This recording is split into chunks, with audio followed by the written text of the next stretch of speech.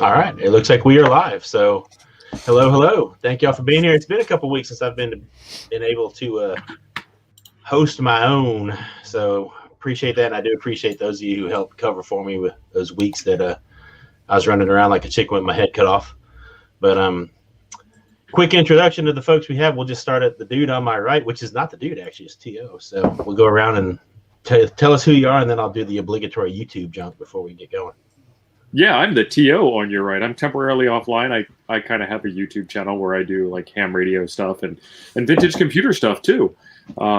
So that's all keeping up. Today was going to be a road trip day for me, and I kind of had transmission problems. So back at the house. Lack of transmission problems anyway. So yeah, I think the transmission's still there. The engine's still there. The computers are still there, but the computer thinks that the transmission's not there. So we didn't go very far. They're not talking to each other. Not talking. Yeah. All right, Chuck, you're up, boss. Hi, I'm Chuck, KK6USY with Ham Radio Adventures. Do a little, just pretty much anything about ham radio except for digital. So, except digital. So, well, I do digital. I just don't talk about it. I'm not very good at it. Indeed. How's it going, man? Hey, thanks for having me on the show, Steve. Hey, I'm Ham Radio Dude. I have a channel as well, like the others. We do ham radio type stuff. We kind of do a talk show every week as well, where we talk about various topics in amateur radio and kind of just review a lot of products on my page solo. You know, I do a lot of solo stuff, just doing like reviews of mainly HT radios and stuff along those lines. But if I can get my hands on the gear, I'll do it. Sweet. And I will put links to everybody's channels down in the description below. But if somebody in the chat wants to throw them in there with a wrench by their name, that'd be cool. It'd be much appreciated. So anyway, I'm Steve, K5ATA, and the obligatory YouTube stuff, the subscribe button. Go ahead, hit the bell so you get alerted when there's new content. There's also a join button if you want to help support the Padawans, and you'll hear a little bit about them today. That would be greatly appreciated. And some links for some merch and Amazon affiliate links and stuff like that. Pretty much everything I do is geared towards, well, the Padawans, which we're going to talk, like I said, a little bit about. So today's topic, we're going to talk about, our favorite aspect, our favorite part of the hobby. And I think everybody probably knows kind of sort of what mine is. So we'll just kind of make it a free-for-all, I guess, and go from there. And in the chat, if throw in what y'all's favorite parts of the hobby are, because it's always cool to hear that. But I am going to interrupt with one more thing. As most people know, January I started working for the American Radio Relay League, and I'm doing some curriculum design stuff for them. And part of what I do is I try to reach out to people who have ham radio content that they would like to share with others. And one of the things we're looking for is people who want to present webinars. And I think the four of us in here would probably agree we are not the only four people in this room that have something that they know something about with ham radio. So if you are interested in, presenting a webinar for the American Radio Relay, it's really laid back. It's not complicated at all. It's a 30-minute talk, for lack of a better word, with a little Q&A period afterward. There's a link on the ARRL website, or you can shoot me an email, and I will help get that going at goodgamehamradio@gmail.com, because we would definitely like to see what some of the other folks out there have to share. Not everybody wants to have a YouTube channel, but a lot of people have something that they know stuff about they would like to share. So send it on to me, and we would love to try to get you set up with that. So on that note, let's go ahead and kick it off. So who wants to go first? What's your favorite aspect of the hobby? What are some of your favorite things to do? So my favorite aspect of the hobby is building stuff. And it's actually kind of funny. I get a radio kit, I put it together, I get it on the air to prove that it works, and then I put it in a box, and the fun's gone. I have a radio that works. Now I have another little kit that I built that was really fun to build, and make a video to show people how well the kit works, and not how well I work, how well the kit build process goes, and documentation and stuff like that. So that's my favorite part. Kits are awesome. And so started building kits like right out off the bat. I think you were probably building kits as I throw stuff around before you became a ham. I mean, you were doing vintage computer stuff forever, so you probably tinkered with that kind of stuff. Yeah, but when I got my ham license is when I got my soldering iron, and so I was just like swapping parts large parts like video cards or motherboards or power supplies or hard disks or things like that. And then I had solder kits, and I was actually kind of afraid of them. I did some car stereo stuff with a cheap 25-watt soldering iron, and as you can imagine, it didn't go well. And then I got a real soldering iron and soldering iron, and started building some kits. I'm like, this is pretty easy. This isn't hard at all. What was I thinking? So, get over the fear. So, yeah, and I actually had that talk with the Padawans today. We got to have our first Ham Radio Club meeting with the Padawans in over a year today. That's and awesome. Of course, the band sucked, but that's okay because Kyle AA0Z he'd sent it several months ago a box of hold up that little CW paddle that you had, dude, if you still got it there. They're little CW paddles similar to what Dude's about to show you, and so we started putting those together, and several of them. The way it kind of works is I have some Padawans that are currently in high school that were with me in years past, and then I have Padawans that are with me currently.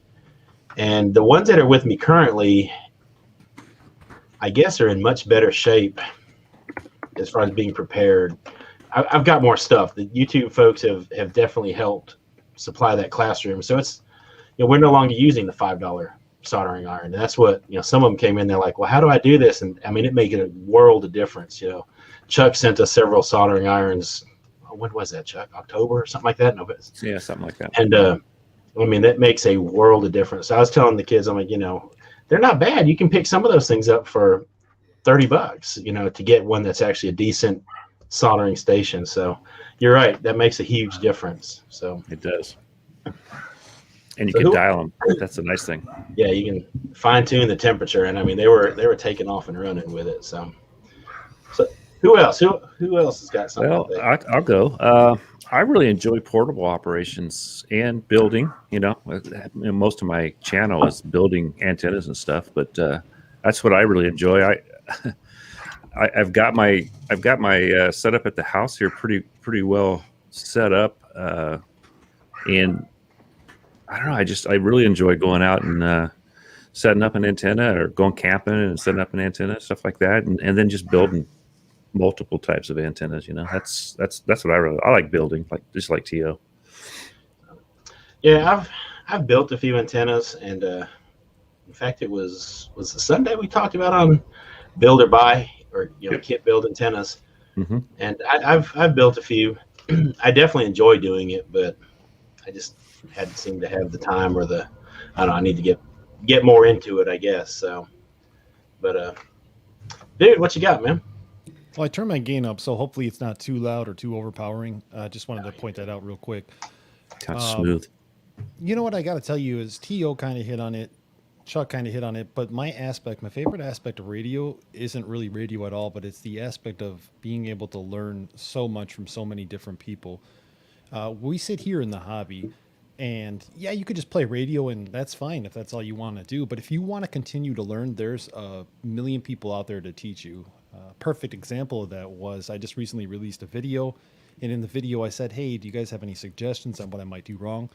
This gentleman, I don't have his call sign at the moment, but he wrote up probably like a one-page article on the things that I might look for when soldering and doing certain things. And after I read his article, I was like, this makes complete sense, So that ability to learn all these different new tasks that are involved in the hobby, whether it's Linux or it's soldering, whatever it is, that's pretty much my favorite part of the hobby. So, which kind of keys into mine. Mine obviously is obviously we like POTA. Jarek and I we enjoy doing POTA, and we're still hoping that we might try to figure that out with T.O. I might have to go all the way to Huntsville and break you out of space camp, but we like POTA. But one of my favorite things, or by far probably my favorite thing, is teaching. I'm in a position where I get to teach the hobby, and I by no means know everything about the hobby. So, but I'm getting to teach these kids, the Padawans, and I mean, y'all, if it were legal, I would have filmed that meeting today. Those kids were on fire. I mean, it was like they were building stuff, they were collaborating, one girl goes, and when she's walking out the door, she goes, "Can we do this stuff over the summer too?" And it's like, yes, we can. So, that's pretty cool.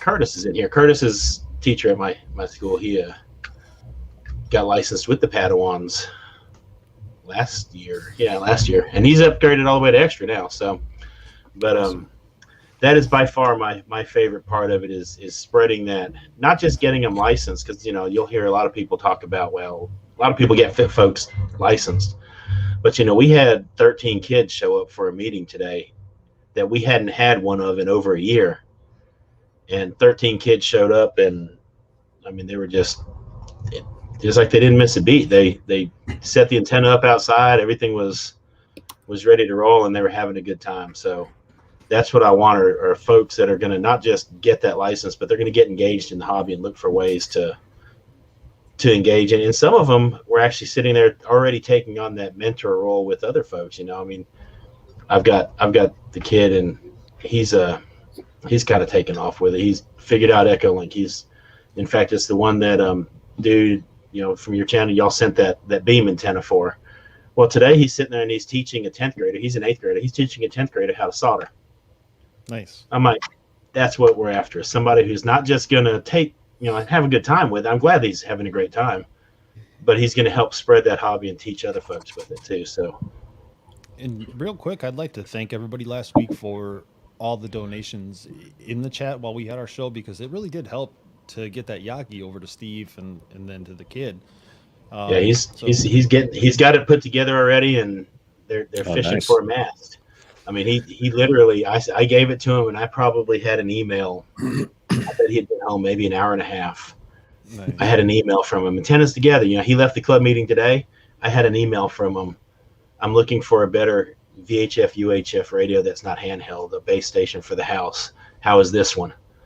And I'm like, okay, well, let's look at that for a little bit, But he's not afraid to spend. He's saved up his money over the years. He's not afraid to spend a little bit, but he's that pumped about it. He's like, no, we're gonna get this rolling. So that's awesome. So yeah, they're building those Morse code paddles, and we had almost enough of them. We're gonna have to 3D print another one and come up with the screws and whatnot for the next one. But beer snack, appreciate that, bud. Thank you. Everybody dance. Got to do the dance. That's kind of the thing, I guess. Hands closer there. I don't know how to make the little horn sound that y'all did, though, so we're just going to have to pretend. My first time using StreamYard. No, it's usually Ape. And Ape usually has does it that. through his, An Ape through his thing? mixer. Okay. Yeah. Well, no, I'm not that technical. If only we had another mixer in the group that did that. I don't know. What are you talking about? I just get a little horn. But next they're going to build, if you remember, it's been a few months that we had the build on Josh's channel with the QRP 4-square QRP radios, and I've got 11 of those suckers in a box, so I am going to have to order a few more of those, but that's okay. That's a good problem to have. So did I make that build? I did something on Josh's. Yes, you did. You made, in fact, you lost a part of the couch, if I remember correctly. Oh no, I didn't, but I thought I did. Yeah, that's right. So my wife told me that the other day. She goes, "You made a radio, dude." I'm like, "No, I didn't." She knows better than I do for some reason. I don't know. So yeah, I've got to hunt down a few more of those. Like? And I forget what it looks like. It's gold. They're at all the Oh, the unput gold together ones? ones. Oh no, I got that one right there. I know it's that. And so that's going to be awesome. But it was a good chance for me to sit there and tell them, okay, so we've got to fine tune our soldering skills first, because things are a little tighter on that. And of course, Did I send you guys tips also? I think I did. Yes, you did. Yeah, those. You did. It uses the same tips as the Hakos. Yeah. In fact, Cody, my dude, he was excited because he got to use the Hako soldering iron today. He's like, "Oh, I get to use the one you usually use." I'm like, "Yes, you do." So it was awesome, though, man. I appreciate everybody who has, over the time, ponied some of that up to make some of that possible, because this is what it's all about for me, is teaching. So. And Andy Cowley in the chat, he says that he likes making antennas and helping people fix their problems. It seems to be a pretty reassuring trend, if you will, of people wanting to help other people. I think, as everybody in here knows, in the hobby, there's probably two types of people. The ones who Yeah, I'm trying to be PC here. The ones who tell you, you're worthless and get out of the hobby. Why are you even in it? And then there's the ones who are like Andy says, I want to help people fix their problems. And along the way, making antennas, he's probably learning plenty of things too. Constructors versus destructors. There you go. So, and that's another thing. I'll go ahead. Oh, if you don't mind, it's kind of off topic, but that's kind of what we do. Today I was talking to a gentleman that I know out in Arizona. I've known him for 15 years, probably at least. And I said, how's that going, getting into your ham license? And he goes, I'm kind of discouraged. And I said, why? He goes, every time I tune into a local repeater or I listen in on WinLink, he goes, everybody is just so rude to each other. And I'm not calling out WinLink because I personally don't know, but he said that he was discouraged from the hobby. And I'm like, well, you just need to find the right clique of people. It takes a special kind of nose hole to be rude on WinLink. Yeah, he said he was pretty discouraged, and that was kind of upsetting because we've been working on maybe getting him licensed and getting his gear now for a couple of years. He's a busy guy. And, he's been really looking forward to it. He's been watching all these channels, and I just told him, I'm like, man, don't be discouraged by that one person, And I think it's important to kind of point that out. Yeah. So that was something that some of the Padawans faced last year. People weren't used to having, 11-year-olds on a radio. And so, I mean, anybody who's had a conversation with one 11-year-old knows that it's going to be a little different. You have a conversation with 8 or 10 of them at a time. There's no telling where it's going to go.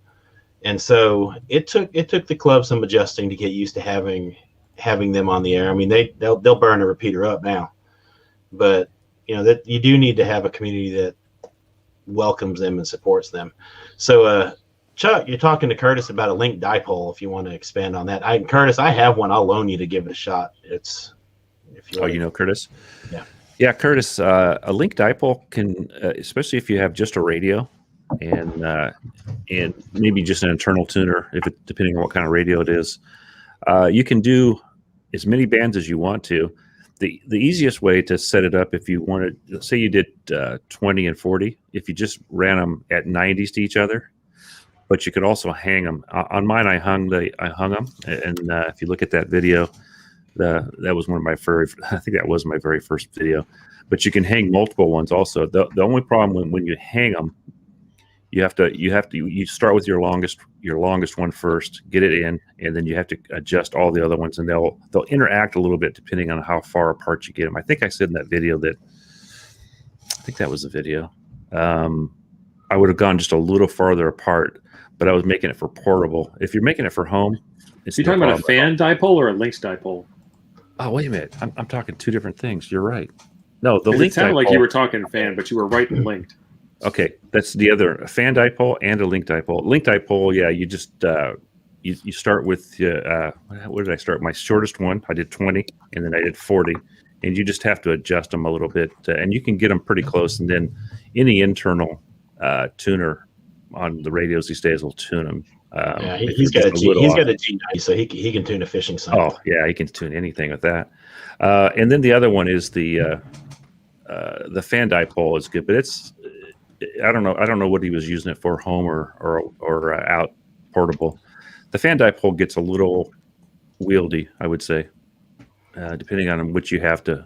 If you have a lot of trees and stuff, that was my first antenna I ever built. It worked great, but I had trees and stuff in the way, and it was just kind of a pain to get that many wires through the trees. So, Dusty, I don't believe I know you. Dusty, welcome. Says he's lucky. Most people. He hadn't really run into a bunch of rude folks, but had that one guy run CW over him. Every now and then we get that when we're activating a park.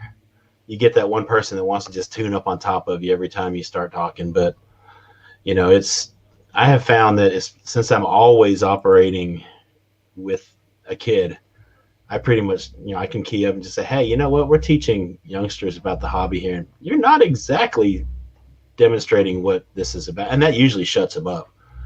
So, but I don't know what's worse, having somebody tune up on your frequency every time you go to key up and say something, or turning the dial to find somebody, and right when you get it zeroed in, they go quiet. So, That happens to me all the time. Yeah, see- 7205 silent. So yeah, old SKT saying the same thing. I don't know what it is about. I don't know if some people just don't like us POTA folks or what, but it is what it is, and you know what? Just kind of make the best of it. So, and then there's somebody else in there. It took me a minute to remember I could actually click people's comments in this one. So that's the cool thing here. Where was it? But no, so POTA, we were actually hoping to have Leah and Jerica activate a park, and we might still be able to make that happen. I don't know what my child unit's work schedule is and whatnot. So, How far do you want to drive?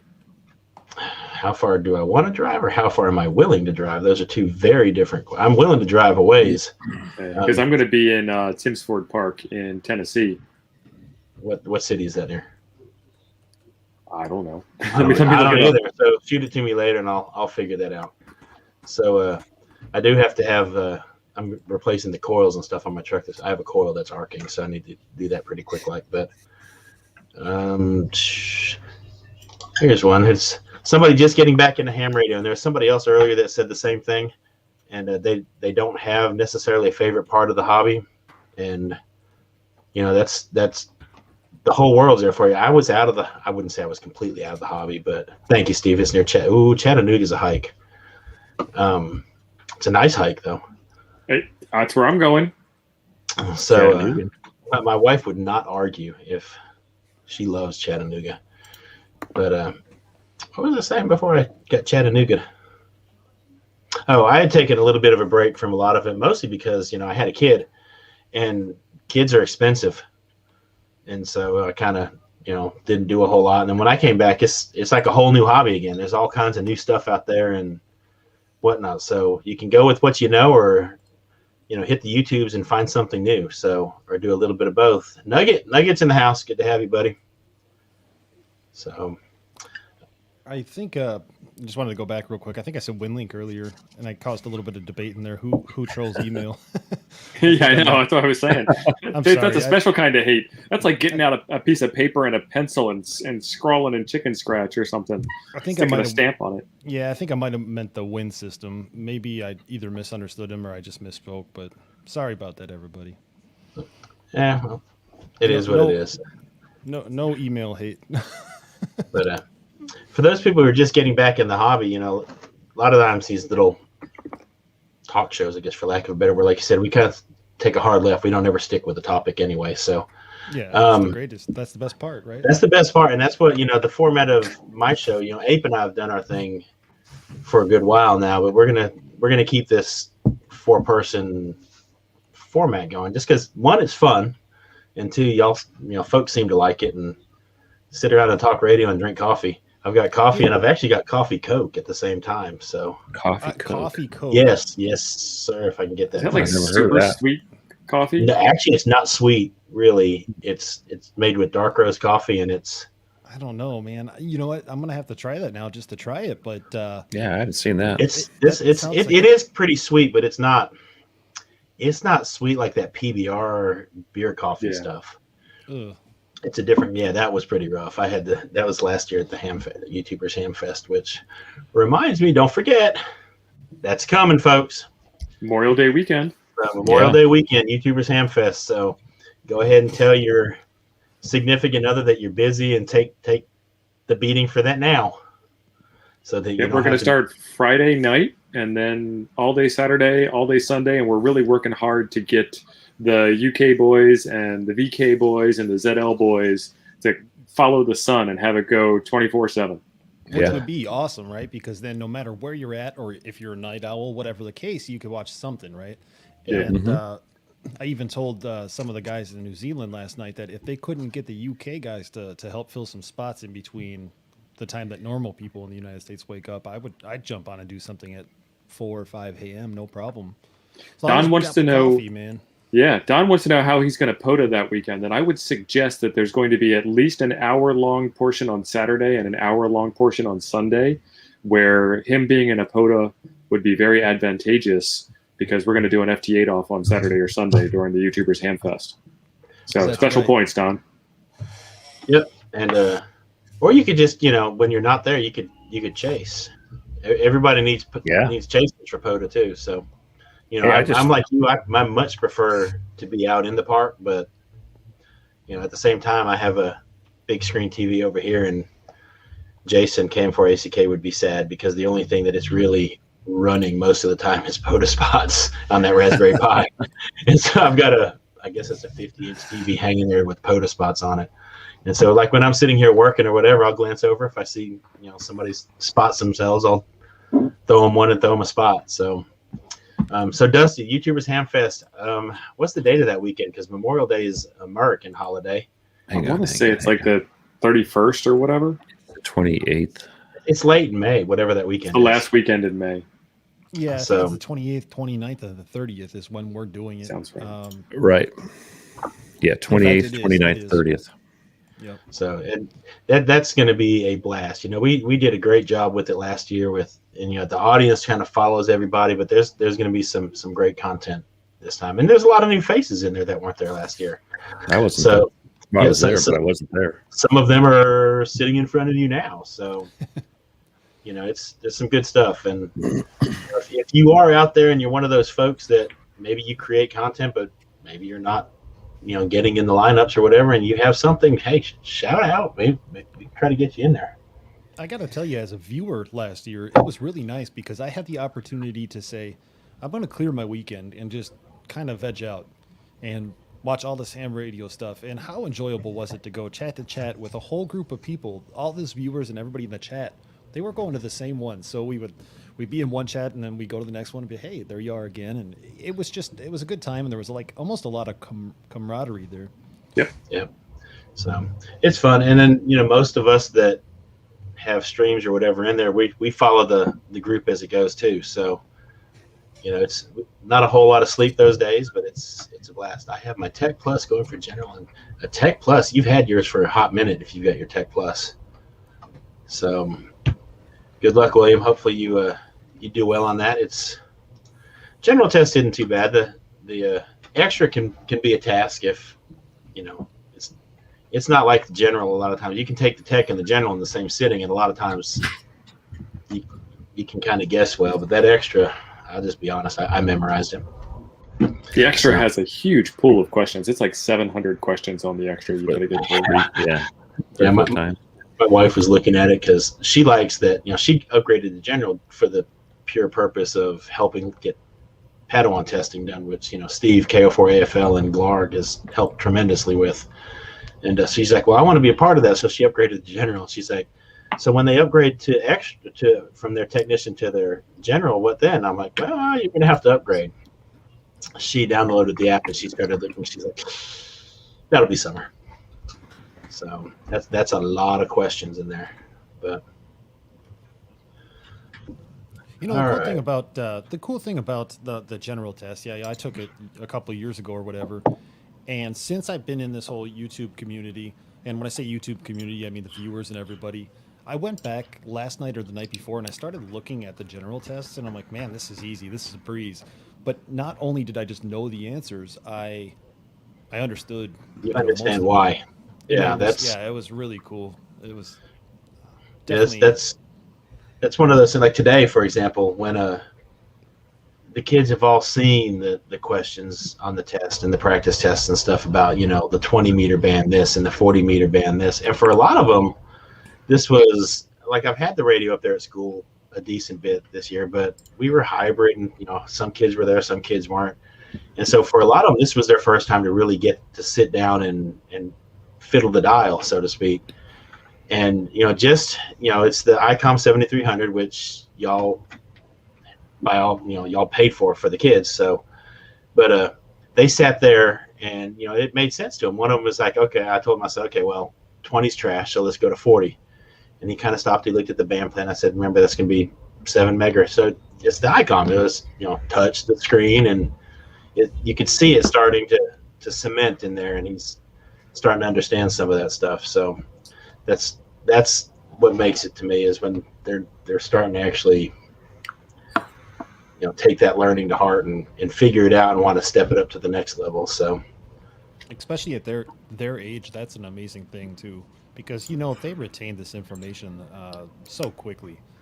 And in fact, I won't go into too much detail, but I need to be Elmered for soda, and not soda. I said it again, didn't I? Soda. I You keep saying did. soda. What I mean, Poda. Sofa. I won't go into too much detail, but I need to be Elmered for Poda. So I actually found somebody who does Poda, who's younger, and I'm assuming they just have a vast world of knowledge because it came so easy to them. It was easy to retain and everything like that. So I'm gonna kind of use a younger individual as an Elmer because they have that ability to obtain that knowledge so quick. Well, and think about the Knowledge is confidence knowledge, it man. gives that kid too. I mean, the younger person, that confidence it gives them to be able to, Elmer somebody else. That's when like the Padawans can do that. Well, like, I'll use my daughter for example. She and Leah they can. I have no doubt that if Steve and I do manage to hook up at a park, Steve and I are going to stand off to the side and they're going to be setting all their mess up. Yeah, Meet we'll at a be. park. We're not going to hook up. Okay, thank you. So, sorry, we don't want to do that, but they're going to take care of everything because they can. I mean, they've gotten to that point where they can certainly explain. Jerica's explained to the entire the Oxford Club here how to POTA, and it did wonders for her as far as confidence level. My favorite part of Leah having her own DX commander is I can just sit back and watch it stand up. So, You don't help. Do you No. Teal, find that you're learning more in the hobby from Leah than you would have if she wasn't licensed? Yeah, because Leah actually went out and she attempted to do a soda, but the snow was too deep, and I wasn't going to do it. So, there's something there that she knows that I don't know. She knew how to find the peak. She knew how to physically get there in the car, and then when she got there, she knew what her limits were. But she would have come back and had, 4 contacts once you get to the top of the hill is pretty easy, quote unquote. But the hill that she was going on was like a drive-up hill compared to 10 contacts for a POTA. The hardest part of soda is getting to the top of the hill. The hardest part of POTA is unfolding the camp chair. So yeah, it's sliding. It's actually backing the camper in. That's Somebody's the hardest got to part. pop that beer too. on the Yeah. POTUS. Yeah, I've got to back the camper in just right, and that's probably the hardest part. That's got to be really convenient and nice. Yeah, so Don, I'm not fixing her car. I actually showed her. I've been teaching her how to fix cars since she could walk and talk, and she actually replaced all the fuel lines. She replaced the fuel pump. She replaced the radiator. She did the oil change. She tore the bumper off and put the bumper back on her car. So she's pretty good at mechanical stuff too. Good deal. I've got an Altima she can look at. It would be the one that Jerica blew up. So, but yeah, and who was it that asked? There you go. Into now. And this is one of the things that I always tell myself I need to be careful of, and of course I wasn't. Right. Using acronyms, make sure we, especially on like repeaters with young folks, explain what they are. I took for granted that everybody would know what POTA was. My apologies. So yeah, it's parks on the air. Basically, go out to a park and throw an antenna in a tree or whatever, and crank up a radio and just start talking. There's a little more to it than that, and most of us have a video or two about doing that. But it's a good time. And then there's Dude's favorite soda, and that's Summits on the Air. Or as I call it, sofas on the Or Sofas on the Air. Shack Sloth. And, No, actually, though, I learned so much last weekend. Ham Radio DX had a live stream, and I got to participate, knowing nothing about soda. And Adam, K6ARK, mentioned a website to look up different soda locations that I had no idea about. And so I was able to look it up, and unbeknownst to me, there's a soda location about an hour away. So Oh, you looked it up right during the stream, didn't you? I did. I got all excited, and I'm still very excited for it. And the cool thing about it is, for me, is you could drive up to the top of that soda. I was going to say that's the church, right? It is a church. Yeah, I might not be yeah. allowed there. That's We'll awesome. have to tell you a few things about driving up, though. You have to actually be away from your vehicle, out of the vicinity of your vehicle, whatever that means. Well, and I gotta, Adam was talking about this whole concept of there are limits to how far out you could be from the top of the soda, something along those lines. And I got to check all that because, like I said, I don't know that I'm going to be allowed at the actual summit, which is the church. I don't think they'd have a problem, but I got to do all that research. So I am looking forward to that. Do you have an iPhone? No. Oh, okay. Too bad. Too bad. I have one of those. Did you not see the face he made? The face he made when he said he had an iPhone, that was like why would I have an Apple product? Well, it's strange that because it usually both types, and there may be something for the Androids, but there's an app for the Apples is Soda Goat, and it's a really cool app. And when you get into the area, it shows a circle around how far you can be in that circle, and it shows you where you're at. So it's pretty cool. Soda Goat, but it's only for iPhones for some reason. So sorry, it might not work on your Nokia. Yeah, I have a Nokia from 1999. It's still running. Still running, and it's still got good battery life, and you can still throw it at a wall and not break it. Yeah. So while we're on acronyms, the Soda Goat is actually a thing. It's not just this guy being funny with his iPhone app. The Goat is, I guess Goat is also greatest of all time, but Goat is an award you get after you activate so many summits. So that's a status that people want to have, is the Soda Goat. And then the opposite of the Soda Goat is the Shack Sloth. And you get an award for chasing so many mountain climbers. So Dusty's asking, are there band limits for soda and POTA?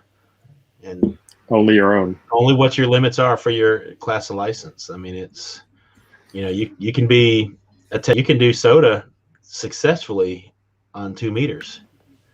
So, depending where you are. So me, I don't think we've got one soda mountain here in Mississippi, and I'm not sure there are 4 people anywhere close to it that are ham. So it wouldn't be successful for me, but you see a lot of these folks, Adam's one of them, he quite regularly racks up contacts on 2 meters. So your band limits are whatever your license class is. So, and I will tell you though, like I tend to try to stay in the general band area, like when I'm HF, just because I don't want to exclude anybody from it.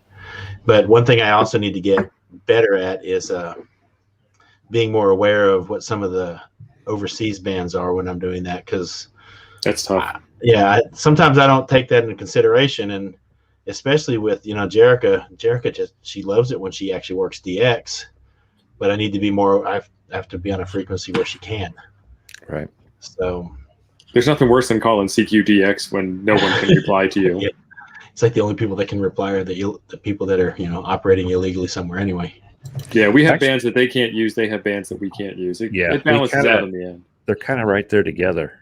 That was it. 40 meter on the UK and us. It's like where they start, we stop.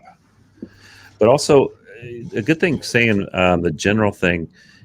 I would, even if I was, I'm a general. But if I had the higher license, I'd still work the general band, because your chances, at least until I got my 10 contacts, your chances are better because you have more people to pull from, right? Yeah, there are more people to pull from. And like I said, I rarely, I guess, unless there's somebody down there that I see a spot for in the extra area that I want to go grab. Right. Rest of the time, I just stay in the general area because that's where the party is. Yeah. And so there are certain areas, I think above 300 on 20, right?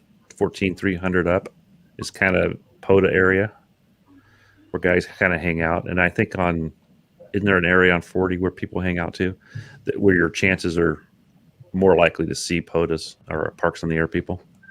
No. It's not like a strict rule, but I do think that there are areas where I think even for soda that guys kind of hang out in certain areas. A lot of times you're lucky just to find an empty frequency anywhere. That's true too. Don't go out on I did one I did a Parks on the Air in Benicia. It's like 15 minutes from my house on a contest day, and it's like, oh my God, why did I do this? But I still got a bunch of contacts. And then Andy brought up islands on the air, and I've never done islands on the air. I've got an island right by me. I don't know if it's accessible right now with what's going on, but it's called Angel Island. It's in the San Francisco Bay, and it's actually parks on the air and islands on the air, and soda. It's all three. You could do all three if you went to the soda site. So can you like catch a ferry to it, or do you have to like? You can take a boat to it. There's docks. There is a ferry to it also, and I will definitely check it out. I'm going to try it out this year. If anybody ever wanted to come out, it'd be an awesome because you could do all three at once from the soda site. Chuck, I got a question for you, and then it's a crazy question, but can you operate from Alcatraz? I don't think they even allow. I've only been there once. They used to have tours. He there. did his time, and he's over. He's one of the people that swam. I swam. He's reformed. I was a collegiate swimmer in college, and when I got arrested, I just right across. When I look at you, I see that swimmer's body too, Chuck. I mean, I can see it. Well, it looks more like a whale. Right. My buddy said when I had my my wetsuit on, he goes, if you painted your belly white, never mind. And now everybody in the chat's visualizing Chuck in a wetsuit. Yeah, it was. He was joking at the time. It wasn't true. I see some. No, Alcatraz. I'm not sure it's even open anymore. To tell you the truth, especially right now. Yeah, but that would be a cool place to operate from. Take a G90 and just hook onto something and use it as an antenna. Yeah. Could you imagine that fence? Alcatraz, will it antenna? See how long it takes before they come for you. And that loading coil at the top of that fence? Yeah, probably not too long. Yeah, or the watchtower, So beer snack kind of threw that. Sorry, Dan. Yeah, I saw that. So, but let's see what other. Go ahead. Go back to talking about our interest in the hobby, and what really drives us in the hobby. And I kind of talked about learning, which is pretty vague. But along those same lines, too, when I make a contact with somebody, whether it be in the United States or if I tried Ghana today, I was trying Ghana all day, the ability then to research that country or that state and just learn a couple things about it that way as well, like it's really helped out my geography and my history abilities as well. So, again, that's learning, but I could appreciate that, and I think it's really cool to learn about other people's history and culture. And that's actually how Jerica first got interested in radio is, I had the world map over here, and I'd be in here, top of the sunspot cycle, so you could work anywhere with my G5 RV, and everybody knows you can't do DX with that. But she, I'd tell her, okay, well, South Africa, she'd go find it, stick it. I mean, so it's a great way with kids too. In fact, I had a kid. He's not one of the kids that's in one of those classes I get to teach ham radio to, but I was talking about it with somebody in the class, and he said, "Well, have you ever talked to Portugal?" Like, whoever brings up Portugal? But I was like, "Oh yeah, actually I have." And he's like, "So I could talk to Portugal?"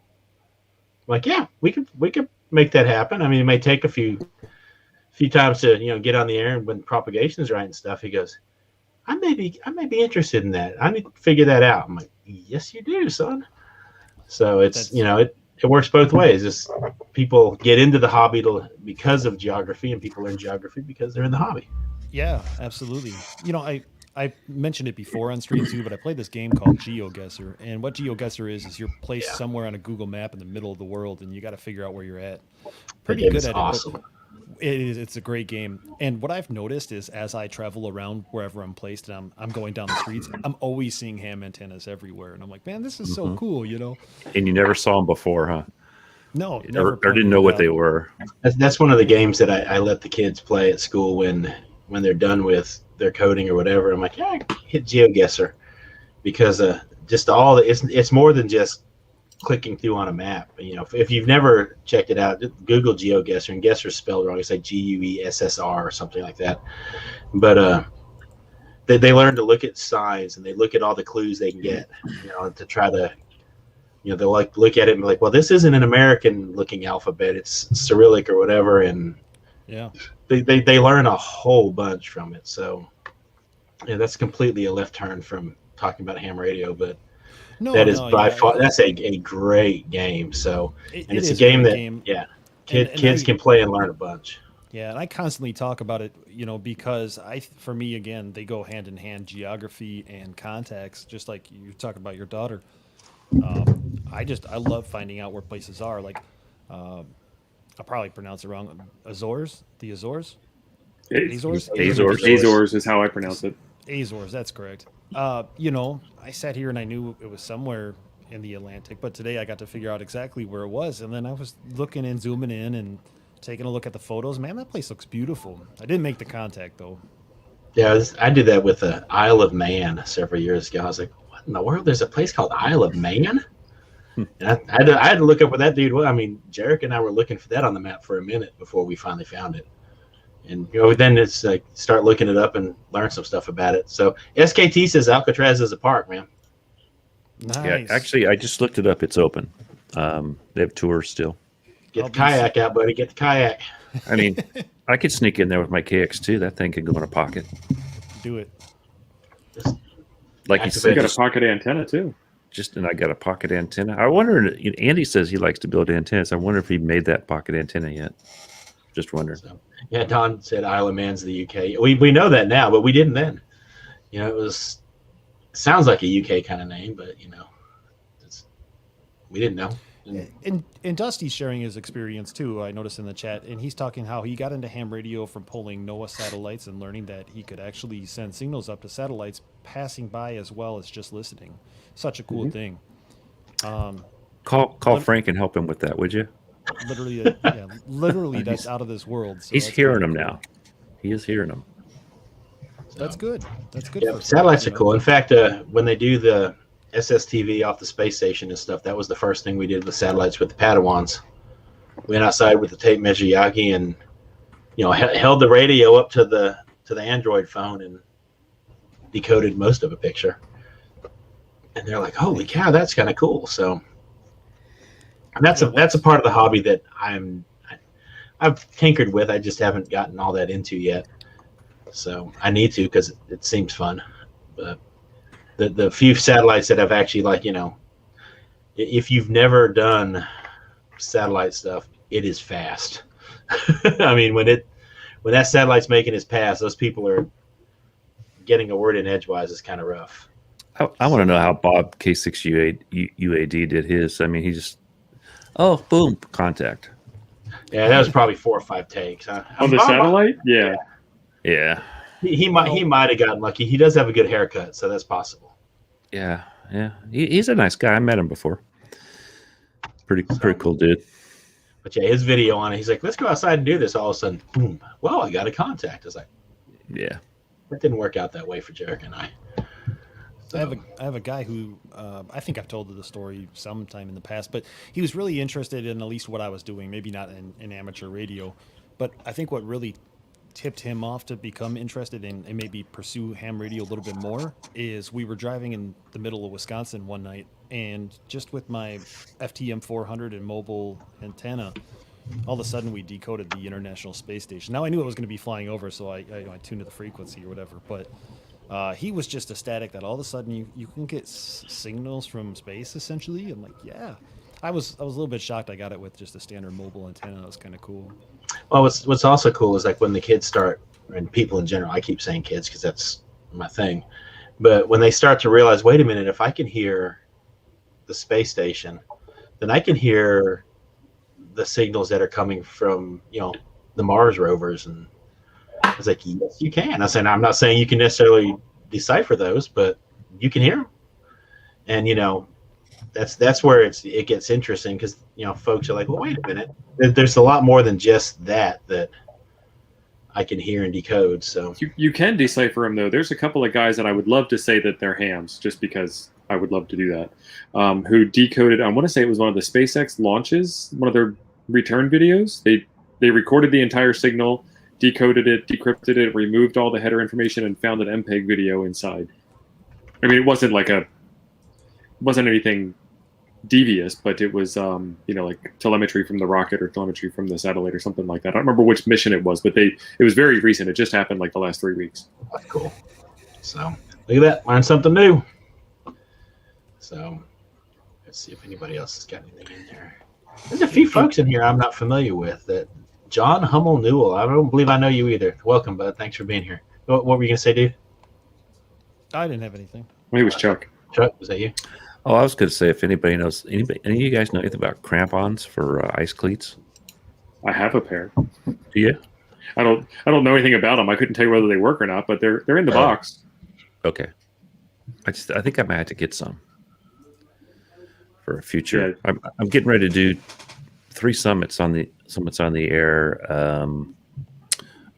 a week from next Monday. That week, the first full week of April with K6TNT Javi.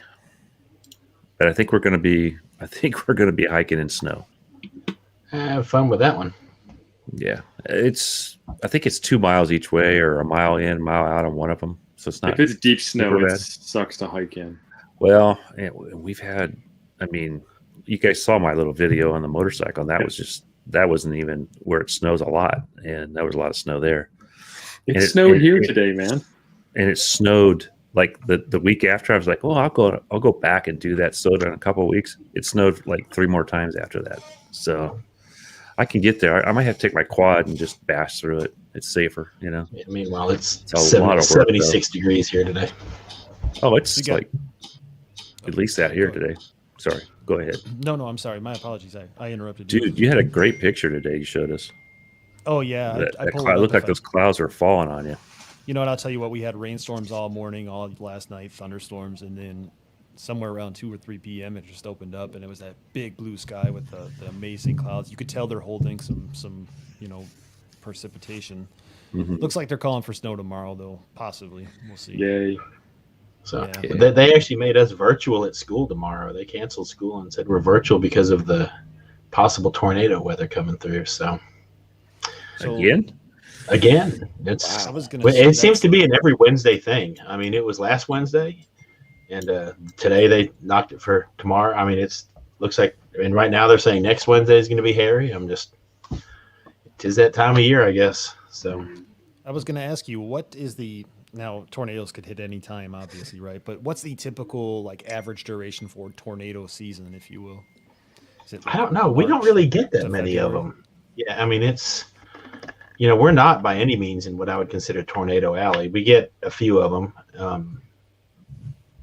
This warming up into summertime seems to be, I guess, the typical. When I lived in Texas years ago, that's how I actually got into ham radio. Was I wanted to go chase tornadoes around, and tornado season goes forever in Texas. It seems it's like February to November or something crazy, but here it's not that much. And I think as far as going virtual, we've never canceled school that I know of for tornadoes, but now every kid's got a computer at the house because everybody got one sent home, so they're like, well, there's no point in even having the risk.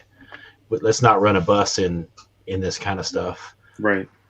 Call it a virtual day. Y'all work from the house, and I'm like, that's because I drive one of those buses. So trust me, I have no desire to be on that bus. So I'm actually curious how many people in the chat or how many of the viewers at home got into amateur radio for the fact of, if you want to call it survival or emergency preparedness. Let us know in the chat because I'm really curious. Yeah, I would think that's one of the things that a lot of folks. It's one of the most Googled for things when you start looking at YouTube analytics and stuff like that. Is folks that are interested in weather spotting. I know that a lot of fire departments, volunteer fire departments, have all their, firemen get their technician license and for that purpose for weather spotting. So I don't know. That's a good question. So yeah, throw that in the chat. I'd like to know that too. The auto patch. I remember the days of the auto patch. So if you're in the chat and you don't know what an auto patch is, you're too young. Yeah. So you youngsters, get off my lawn. So back in the day, you could key this thing up and actually use the little phone pad looking thing here with the DTMF buttons, and you could open up an auto patch, which actually just opened up a phone line, and you could make a phone call on it. So that was kind of cool when I worked was going to college in Denton, and my folks lived in Plano, Texas. It's a good 45-minute drive, and cell phones were still 48 cents a minute. And so I'm like, yeah, before cell phones even. You can key that thing up and say, hey, I'm running late or whatever. And, the only thing is everybody else could hear it too. So, don't get too lovey-dovey with your girlfriend on the auto patch. I'm going to ask a question here as one of those young guys who don't know auto patch too well. If you were to auto patch in and dial somebody, if they didn't have a license, they couldn't talk back, I'm assuming, right? No, they could. Yeah. They could. Yeah. But They're coming back They're over the actually phone. using the phone. Yeah. Yeah, they're using coming the back phone. over Oh, gotcha. Okay. So their signal is actually coming from the repeater to you. So, Okay. So yeah, that's it was. interesting. That's a good. I had never really thought about that until you brought it up, though. But Smoking apes laughing at auto patch. I guess Yeah. they don't have that on GMRS. No. so CB radio doesn't have it either. So Yeah. But yeah, see, ARK saying search and rescue got him into ham radio, and I would think a lot of folks search and rescue, volunteer firefighter stuff like that. That's a lot of folks. I couldn't talk any of the guys I worked with to get into it. They all, I've got a cell phone. Well, yeah, and nowadays they've all got the cell phone, and they'd rather do that. But Right. at the cell phones, as handy and as amazing of a device as they are, they're not as handy when you've got a team of 48 people out there and you need to communicate as you're walking through. Oh, yeah. So there are some legitimate arguments for why people still need radio. So Oh, yeah. Well, I've told the story before, I'm sure, again. But over the summer, we had a tornado come through, and the sirens kept going off, so I went into the bathroom, and I lost cell phone service. I lost power. And I'm like, man, I need something. I need to be able to know what's going on, right? So I went to turn my radios on, and I wasn't prepared, so the batteries were dead. And that was a horrible feeling, but also gave me a little bit more education that, hey, you always need to have your radio ready. Also, maybe you want some backup batteries to be able to charge things if needed. So in that sense, yeah, it's nice to have a radio in case you need to hear what's going on, like the tornado's about to hit, but also, build me up and made me a better person, a more knowledgeable person as far as being prepared. yeah, so I'm gonna throw that one up here. All right, Wild Hogs and Ham, I got to know where you are, because I have not even heard of a repeater with auto patch still on it. So I'm not sure where you are, but that would be interesting. In fact, next time somebody gets on the auto patch, you ought to record it, just so that folks in the chat, we can air it on here, can actually hear what auto patch sounds like. Yeah. In like Don says, cell towers get taken out. Any major emergency, the cell phones are the first thing to go. When I was up in Oregon a month or so ago, and they had the ice storms up there, all the cell service was down because it just destroyed everything. Phone service was down, everything. Yeah, and that's one of those, like, for example, I've got my cell phones with FirstNet, which supposedly, bumps you in line for being a first responder in the cell phone queue of people to make a call. But if the tower is down, it really doesn't matter. Doesn't matter whether you're first in line or last in line. If there's no signal, there's no signal. That's right. So, yeah, that's a good point, Nate. There's a reason first responders use radios. And they don't always work. I mean, we had dead spots. All of our stuff worked off of repeaters when I was in the fire service, but you still had dead spots. You go into buildings sometimes, and it's like, where do they make this building out of? Because I can't get, we have to leave somebody outside sometimes because you couldn't get service in some buildings. Well, and like even our radios are digital now, and so, but we've still got, each station has their own channel where if the repeater is down, everybody knows, like, boom, just turn it to channel 6, and that's a local simplex, for lack of a better word. There's nothing worse than being in shopping, because 24 hours, we bought our own meals, but we were there. Well, actually, I worked 48-hour shifts last time, but nothing worse than being in there and all of a sudden you hear a fire engine go by the store and you didn't hear anything. It's like, oh man. Sorry, but I did get the spaghetti sauce. And the chief never believes that you didn't hear it. So Right. That didn't You happen. know, you got a really good point there, Chuck. We had the same thing. If I would go into the hospital and something would come on the radio, I wouldn't hear it, or it was digital, so it'd be like so digitized I didn't understand it at all. And that's good and fine until you actually need your radio because you're hand to hand with somebody and you're not doing too well hand to hand and you need to get Right. units there. So the key and my whole point on that is no matter what form of communication you're using, you need to have redundancy. yeah. Yeah. I think that's important. So in that situation, fortunately, the hospital staff was able to call, for backup there. But Yeah. it just Dark goes alley to show doesn't that- happen, huh? No, it doesn't. And it just goes to show that if you have multiple forms of communication, somehow you have a better chance of Right. saving your life, whatever scenario it might be. We use phones a lot on the fire service still for certain things. In fact, my last year, I was like battalion chief, and we were still using flip phones on our fire engines. And the battalion chief, I'm like, this is stupid. I go into a meeting, everybody's got iPhones or something, and there's so much information a firefighter can use on that phone. I can walk up to a derailed train, and I could pull up right off the internet everything that's on that train. I mean, so cell phones are great. I mean, that's a great thing to have, but the radio, you can't replace that radio. No. No. But all right. Well, we are actually a little bit over our hour, so I don't think this is not the Ham Nation week. It was last week, if I remember right. No Ham Nation tonight. That's correct. Yeah. So I I kind of get a little slow in the head sometimes with that. So, but y'all, thank y'all for being here. Like I said, I will put links to everybody's channel in the description down there. Make sure you go hit them up, give them a sub. Give me a sub if you're not already. I would appreciate it. Again, thank you for everybody for supporting the Padawans. Like I said, today's Ham Radio Club meeting with them, everything we did was funded entirely through YouTube and y'all's donations. So thank you for that. And thank you guys, Dude, T.O., and Chuck for being here tonight. And this is going to become a regular thing. So this is a good time. So thank y'all for being here. And y'all take care. 7-3. Thanks, everybody. Bye. Bye. Yos.